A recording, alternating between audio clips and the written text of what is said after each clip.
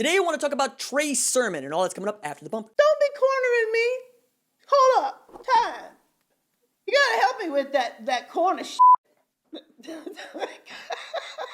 What's up, kinfolk? It's RJ Young. I am not on a step mill. Consider hitting the like and subscribe button because I upload a video every single day. It's always college football related, sports related. We have a good time today. I want to talk about Ohio State grad transfer running back Trey Sermon, who is probably going to be the Big Ten Newcomer of the year just based on how things are rolling out. You could make an argument for Wisconsin running back Jalen Berger because of just how much Wisconsin runs the football and uses that single back set to try to get what they want, establishing the run on the ground, and then Jim Leonard's defense tries to take over.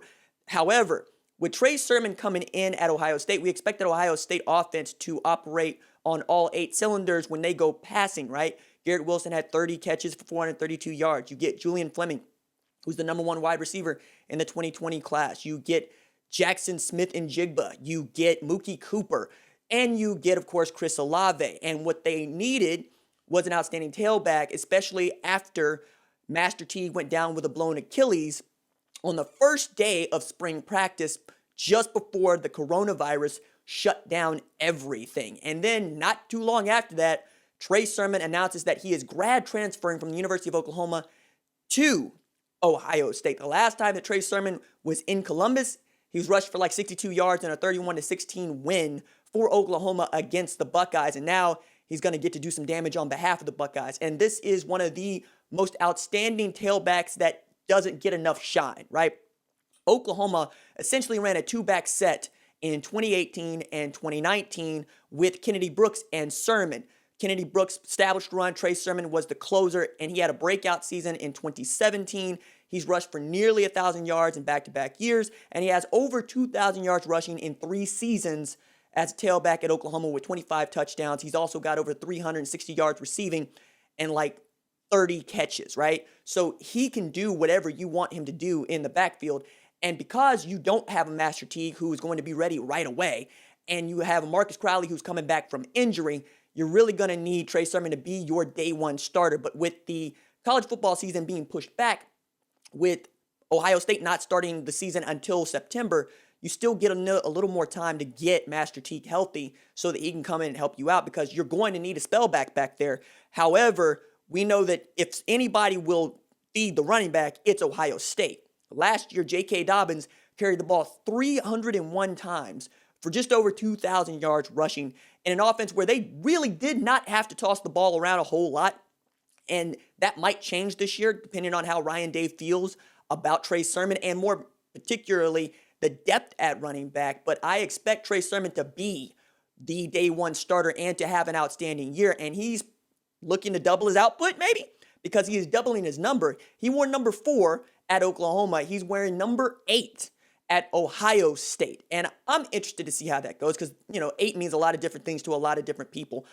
But I'm excited to see what Sermon decides to do as far as, does he want to have it or does he not want to have it? And by that, I mean, you could be newcomer of the year. You could be all Big Ten. You could be an All-American. That's what Ohio State provides you, especially for a guy like him who is expected to go into the 2021 NFL draft and more than likely is a day 2 pick. But if he has an outstanding year, maybe he could be that season's Zeke Elliott and be drafted number 4 overall by the Cowboys, which I didn't agree with at the time, but it turned out to be not a bad selection.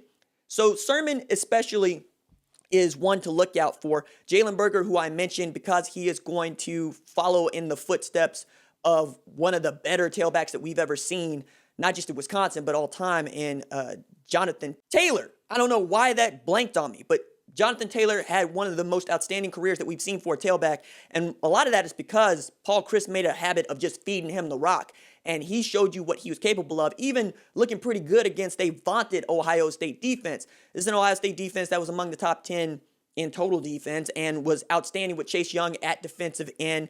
And now they're going to see if they can get Tyreek Smith to take over there. Zach Harrison expects to be a tremendous pass rusher for them. They get Pete Werner back. We'll see what Shaun Wade does. We'll see what Baron Browning does. I expect Baron Browning to be really, really great. I also was looking through Lindy's because, I went to Target to get some stuff, notably your sticker envelopes, because I'm sending these. And if you want one before we get to 50,000 subscribers, you want to commemorate that with me and get a 50,000K subscribers sticker, there is a link in the description below. I'm mailing them out. The orders keep coming in. When we get to 250, that's all she wrote. 250 for 50,000. YouTube notifications are what they are. Some people get them, some people don't. I encourage you to turn them on. I upload 4 times a day. You understand what it is. This is a sports talk show. So in looking through Lindy's, I was also astounded at just how there isn't a tailback that is considered all Big Ten by them, right, for Ohio State.